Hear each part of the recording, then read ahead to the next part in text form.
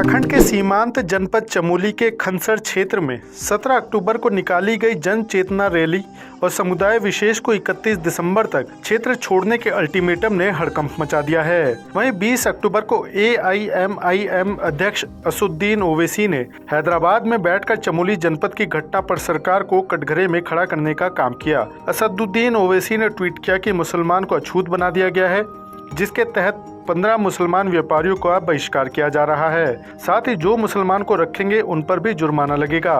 उत्तराखंड की भाजपा सरकार uniform civil code लागू करने की बात कह रही है, लेकिन धरातल पर विपरीत मंजर देखने को मिल रहा है। ओवैसी का ट्वीट सामने आने के बाद पूरे मामले पर राजनीति भी गर्मा गई है, जहां बीजेपी प्रदेश प्रवक्ता कमलेश रमन ने कहा कि असदुद्दीन ओवैसी का ट्वीट बहुत ही निंदनीय है, क्योंकि उत्तराखंड राज्य एक शांति प्रिय राज्य है और यदि यहाँ कोई हिंदू मुस्लिम करने का प्रयास करेगा उसको सरकार बख्शेगी नहीं। साथ ही ऐसे दंगा फैलाने वाले लोगों पर भी सख्त कार्रवाई होगी। गलत करने वाला किसी भी धर्म जाति का क्यों न हो, उस पर कार्रवाई तय है। देखिए, ओवैसी जी का जो बयान ट्वीट पर आया है देखा है, लेकिन मुझे लगता है कि इस तरीके से, क्योंकि ये धर्म स्तरीय और शांति प्रिय प्रदेश है हमारा, अगर इसमें किसी प्रकार से इस तरह का व्यक्ति हिंदू और मुस्लिम करने की बात इस प्रदेश के अंदर करेगा तो कतई बर्दाश्त नहीं होगा। और सरकार अपना निर्णय लेने में बिल्कुल सक्षम है और सरकार गलत लोगों को बिल्कुल भी बढ़ावा देने वालों को बर्दाश्त नहीं करेगी। जो लोग लोगों को भड़काने का काम करते हैं, क्या हम लव जिहाद, लैंड जिहाद या थूक जिहाद जैसे मसलों पर भी अगर सरकार निर्णय नहीं लेगी तो क्या ऐसे लोगों के पक्ष में आकर के खड़ी होगी? तो उन लोगों को ये स्पष्ट करना होगा कि जो गलत काम करने वाले लोग हैं, जो उपद्रवी हैं, जो दंगा फैलाते हैं, जो लोगों को परेशान करते हैं, जो लोगों की भावनाओं के साथ खेलते हैं, जो उनको उनके धर्म को भ्रष्ट करने का काम करते हैं, क्या वो ऐसे लोगों के साथ में खड़े? तो मुझे लगता है इस तरह का जो बयान ओवैसी जी ने दिया है बहुत ही निंदनीय है और उनके खिलाफ मुझे लगता है कि कार्रवाई भी होनी चाहिए। वहीं दूसरी तरफ कांग्रेस पार्टी के प्रदेश अध्यक्ष करण माहरा ने कहा कि असदुद्दीन ओवैसी बीजेपी की ही एक बी टीम का हिस्सा है, क्योंकि यह हमेशा देखा गया है कि जहां भी उपचुनाव या चुनाव होता है तो उनके द्वारा ऐसा ट्वीट बयान आता है जिससे कि भाजपा को फायदा हो। और उन्होंने कहा कि भाजपा की कार्यप्रणाली ऐसी है कि वह मुसलमानों को या माइनॉरिटी को इस देश का नागरिक मानती ही नहीं है और माइनॉरिटी के लोगों को भाजपा एक तरीके से डराने का काम करती है, जिनको संविधान के द्वारा इस देश का नागरिक होने का अधिकार दिया गया है।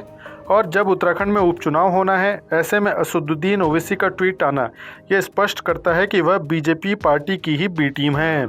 देखिए, आपके प्रश्न के दो उत्तर हैं। एक तो ओवैसी को मैं कतई सीरियस नहीं मानता। वो बीजेपी की बी टीम के रूप में काम करते हैं। जहाँ चुनाव होता है, चाहे उपचुनाव हो, चुनाव होता है, वो कुछ ना कुछ ऐसा बयान देते हैं जिससे बीजेपी को पोलराइजेशन ऑफ वोट का जो उनका एजेंडा वो कामयाब होता है। दूसरा पहलू ये है कि चमोली हो या अन्य कहीं भी जगह हो पूरे भारत में, बीजेपी मुस्लिम्स को, माइनॉरिटी को वो देश का नागरिक ही नहीं मानती।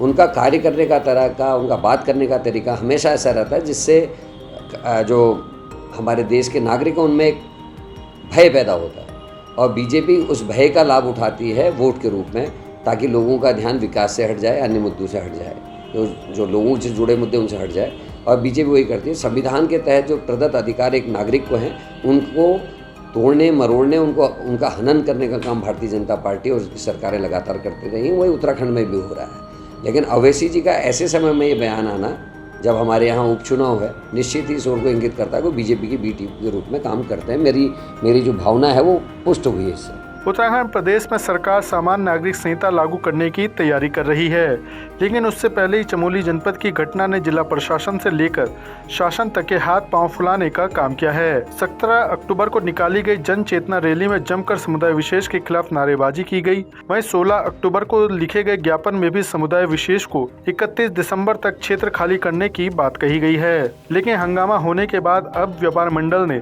अपने बयान को ही पलट दिया है। साथ ही कहा है कि बाहर से आने वाले यहाँ पर आपराधिक घटनाओं को अंजाम दे रहे हैं। हम लोगों ने केवल जो 17 तारीख को एक रैली निकाली थी, जन जागरूकता रैली, उसमें हम लोगों ने यही कहा था कि भैया जो पिछले 5-6 महीने में यहाँ कई प्रकार के असामाजिक तत्व आके रह रहे हैं, ना वो कोई काम धंधा करते हैं और बाकायदा हमारे क्षेत्र की महिलाओं, बेटी बहुओं को देके कमेंट पास करते हैं। उन लोगों को हम लोगों ने कहा है कि आप 31 तारीख से पहले यहाँ से चले जाइए। बाकी जो यहाँ पे लंबे टाइम से रह रहे हैं, जो हमारे साथ बिल्कुल लंबे टाइम से रह रहे हैं, उन लोगों से हमें कोई आपत्ति नहीं। ये जो इस बीच घटनाएं हुई, जो हमने एक जन चेतना रैली निकाली थी, इसमें किसी समुदाय विशेष के लिए ऐसा हमने कुछ नहीं कहा। हमारा संदेश उन लोगों के लिए था जो लोग बाहर से आके यहाँ पे गलत चीज़ें करते हैं, अपराध करते हैं, और जो लोग बिना सत्यापन के यहाँ पे रह रहे थे। हमारे ये संदेश उन लोगों के लिए था कि आप 31 दिसंबर तक अपना सत्यापन करवा लें। उन मकान मालिकों के लिए था कि जिन्होंने अपने किराएदारों का सत्यापन नहीं कराया है, जो ये हमारी बातों को गलत तरीके से नमक मिर्च लगा के पेश किया गया है, ये बिल्कुल निराधार है। और हम पहले भी शांतिपूर्वक रहते हुए आए हैं और अब भी हम शांतिपूर्वक रहेंगे। हम सिर्फ समुदाय विशेष की बात नहीं कर रहे हैं, जो हमारे क्षेत्र में किसी प्रकार कोई किसी भी धर्म से हो, किसी भी जाति से हो, हमारे क्षेत्र को यदि कोई बदनाम करता है, यहाँ पर अपने कोई हिंसा करता है, तो हम लोग इसके लिए सतर्क रहें। खनसर क्षेत्र में निकाली गई जन चेतना रैली ने प्रदेश से लेकर देश तक की राजनीति में बवाल मचा दिया है। हालांकि अब जिला प्रशासन ने स्थिति को संभालने की बात कही है और व्यापार मंडल ने भी स्पष्ट कर दिया है कि बयान केवल उन लोगों के लिए था जो बिना सत्यापन के क्षेत्र में घूम रहे हैं। ये एक खबर भी प्रचलित हो रही है विगत दिनों से गैरसैंण में, जिसमें एक ये कहा गया कि वहाँ के स्थानीय लोगों ने समुदाय विशेष को 31 दिसंबर तक इलाका छोड़ने की चेतावनी दी है। उसके क्रम में स्पष्ट करना है कि वहाँ के व्यापार मंडल संघ एवं अध्यक्ष ने आज क्लैरिफिकेशन दिया है कि उनके द्वारा एक जन चेतना रैली निकाली गई थी और उनकी मंशा केवल जो बाहरी व्यक्ति बिना सत्यापन के वहाँ रेडी पड़ी लगा रहे थे उसके लिए थी कि प्रशासन द्वारा उनका सत्यापन किया जाए, और उनका मेन उद्देश्य था कि उनके इलाके में किसी तरह की भी कोई अप्रिय घटना या कोई लॉ एंड ऑर्डर को लेके कोई समस्या उत्पन्न ना हो। उस संदर्भ में उनके द्वारा एक रैली निकाली गई थी और बाकी क्षेत्र में स्थिति सौहार्दपूर्ण है, किसी तरह का कोई तनाव नहीं है। यही उसका जनचेतना रैली का मकसद था। देखिए, सोशल मीडिया पर एक लेटर जो है वो काफ़ी वायरल हो रहा था, जिसमें खनसर क्षेत्र के व्यापार मंडल द्वारा एक विशेष समुदाय के लोगों को 31 दिसंबर की डेडलाइन दी गई कि तब तक जो है वो लोग यहाँ से जो है अपना छोड़ के चले जाए।